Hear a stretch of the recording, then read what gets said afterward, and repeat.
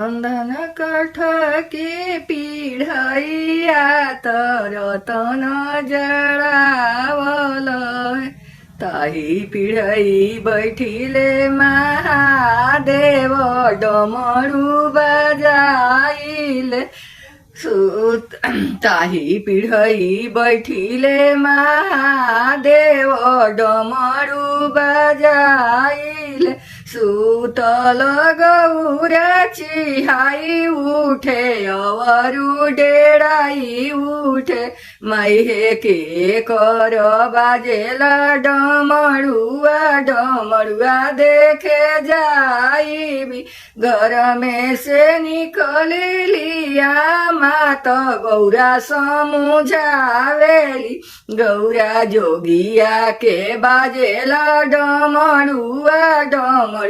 देखे जनी जइया